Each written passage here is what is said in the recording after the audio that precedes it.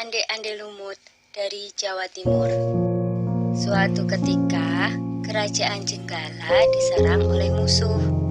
Ketika perang semakin sengit, permaisuri raja yang bernama Putri Dewi Sekartaji melarikan diri dan bersembunyi ke sebuah desa yang jauh dari Jenggala. Untuk menjaga keselamatannya, ia menyamar sebagai gadis kampung. Dewi Sekartaji tinggal di tempat Nyai Intan. Nyai Intan adalah seorang kaya yang mempunyai 3 putri, yaitu Kelenteng Abang, Kelenteng Ijo, dan Kelenteng Biru. Oleh Nyai Intan, Dewi Sekartaji diangkat anak dan diberi nama Kelenteng Kuning. Setelah keadaan di kerajaan Jenggala kembali tenang dan aman, sang pangeran mencari jejak istrinya. Ia pergi dan menyamar menjadi seorang pangeran yang sedang mencari jodoh. Panji Asmarabangun menyamar dengan nama Ande-ande Lumut, lalu membuat sayembara. Dalam waktu singkat, berita sayembara itu tersebar jauh hingga ke desa si Kelenteng Kuning. Kelenteng Abang, Ijo, dan Biru mendengar kabar sayembara itu. Mereka sangat senang dan ingin mengikuti sayembara itu. Kita harus berhias agar terlihat cantik dan memikat sang pangeran, kata Kelenteng Abang. Benar sekali, kita akan memakai pakaian dan perhiasan yang paling bagus, kata Kelenteng Ijo.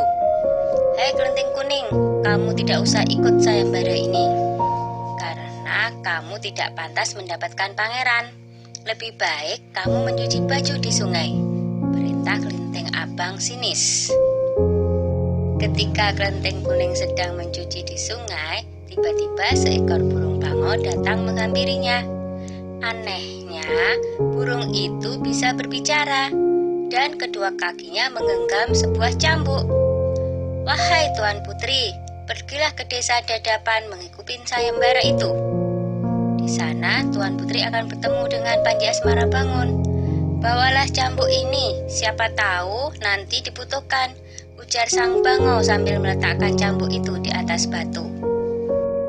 Burung bangau itu lalu terbang ke angkasa dan menghilang sebelum Kelenteng Kuning menjawabnya. Kemudian Kelenteng Kuning kembali ke rumah dan berangkat menuju desa Dadapan. Sementara itu, di tepi sungai Bengawan Solo, ketiga saudara dan ibu angkatnya bingung karena harus menyeberangi sungai, tetapi tidak ada perahu. Bagaimana cara kita menyeberang, Bu? Tanya Kelenteng Ijo dan saudarinya. Lalu mereka melihat seekor kepiting raksasa. Kepiting itu adalah Yuyu Kangkang, utusan ande-ande Lumut. Dia diutus menguji para peserta sayembara yang melewati sungai tersebut. Hai kepiting raksasa, maukah kau membantu kami menyeberang sungai? Minta Kelenteng Abang. Yuyu Kangkang tertawa lebar. Hahaha, aku akan membantu kalian, tapi ada syaratnya, kata dia. Apapun syaratnya, kami bersedia. Yang penting kami bisa menyeberang, jawab Kelenteng Abang. Kalian harus menciumku, kata Yuyu Kangkang. Dan mereka pun bersedia memenuhi syarat si Yuyu Kangkang. Kelenteng Kuning tiba di pinggir sungai. Yuyu Kangkang mengajukan syarat yang sama, tetapi Kelenteng Kuning menolak. Dia tak ingin mengkhianati suaminya. Berkali-kali Kelenteng Kuning memohon, tetapi Yuyu Kangkang tetap menolak. Akhirnya Kelenteng Kuning memukulkan cambuknya ke sungai, dan seketika itu air sungai Bengawan Solo surut. Melihat itu, Yuyu Kangkang ketakutan dan segera menyeberangkan Kelenteng Kuning, bahkan mengantarnya sampai ke desa Dadapan. Sayembara pun dimulai.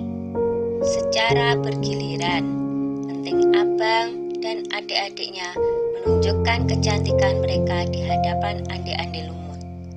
Namun, tak seorang pun di antara mereka yang dipilih oleh Andi-Andi Lumut.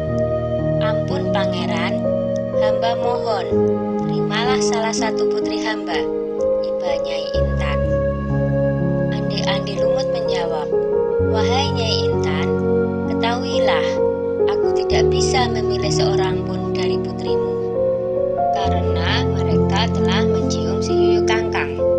Sambil menunjuk kelenteng kuning, pangeran melanjutkan, aku memilih gadis ini karena dia telah lulus ujian, tidak mau mencium si Yuyu Kangkang. Nyai Intan dan ketiga putrinya baru sadar bahwa mereka ditolak oleh Andi-Andi Lumut karena tidak lulus ujian. Kemudian Andi-Andi Lumut membongkar penyamarannya dan mengatakan bahwa dia adalah Panji Asmara Bangun. Kelenteng kuning sangat bahagia karena bertemu lagi dengan suaminya. Sudah ya cerita Andi-Andi Lumutnya, jumpa lagi.